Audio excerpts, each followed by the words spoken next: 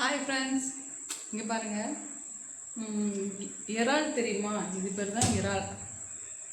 சரியா?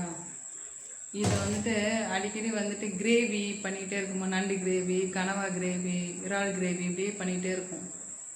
சரி, நாளைக்கு குழம்பு வைக்கிற வேலை மிச்சப்படுத்தணுன்னாக்கா புளிக்குழம்புல கத்திரிக்காய், முருங்கைக்காய், உருளைக்கிழங்கு இதை போட்டு புளி நிறைய ஆட் பண்ணி தக்காளி பழம், மல்லித்தூள், மிளகாத்தூள், சீரகம், சோம்பு லைட்டாக பொடிங்க போட்டு வெங்காயம் இதெல்லாம் போட்டு இங்கே பாருங்கள்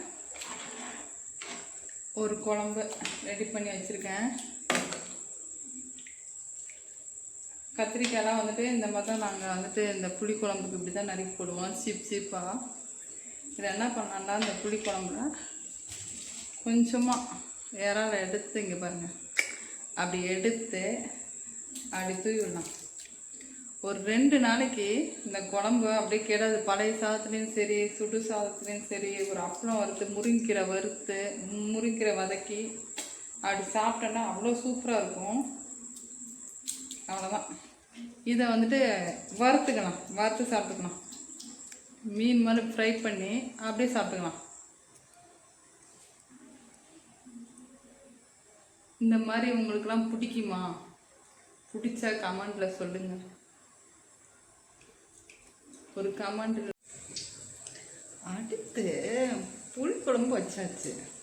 இந்த நாக்கு இருக்கிற நாக்குக்கு உணவாக இந்த இறாலில் லைட்டாக இஞ்சி பூண்டு, மிளகாத்தூள், மஞ்சத்தூள் இதெல்லாம் ஆட் பண்ணி கடை மசாலாலாம் போடக்கூடாது, உடம்பு கெட்டு போயிடும். அதனால் இதை என்ன பண்ணோம்னா அப்படி சூப்பராக இப்படி எடுத்து அப்படி ஃப்ரை பண்ணணும்.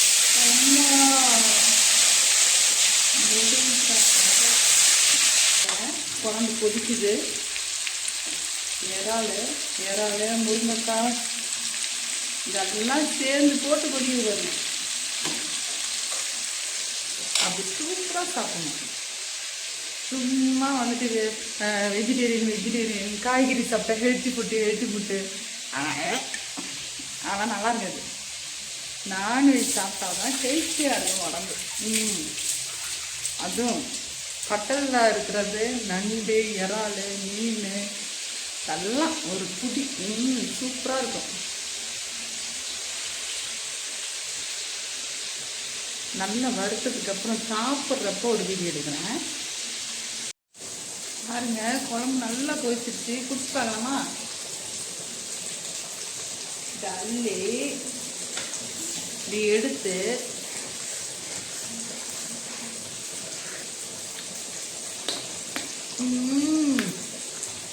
சூப்பராக இருக்குது குழம்பு. மற்றவங்க மாதிரிலாம் சும்மாலாம் சொல்லலை, வீடியோ எடுக்கிறதுக்காண்டி சும்மா குழம்பு சூப்பராக இருக்குது அப்படின்னா. மதுரைக்காரங்க குழம்பு எப்பவுமே சூப்பராக இருக்கும். யாருக்கிட்டாலும் டேஸ்ட் பண்ணுவோம். அடுத்து இறா டேஸ்ட் பண்ணுவோம். இறாலை பொரிச்சிட்டேன். டேஸ்ட் பண்ணி பார்க்கலாமா? ஃபுல்லுது.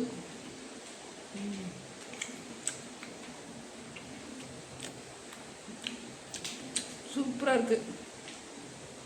என்ன அப்படி பார்க்குறீங்க? வாய் ஊதா? வீட்டில் செஞ்சு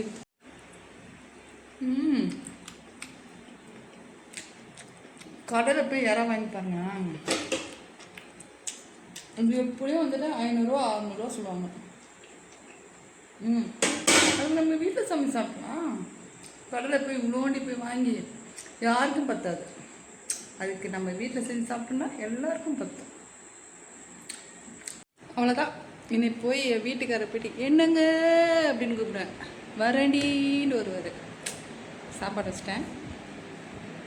என்ன தான் டைனிங் டேபிள் இருந்தாலும் கீழே உட்காந்து சாப்பிட்ற மாதிரி வராது.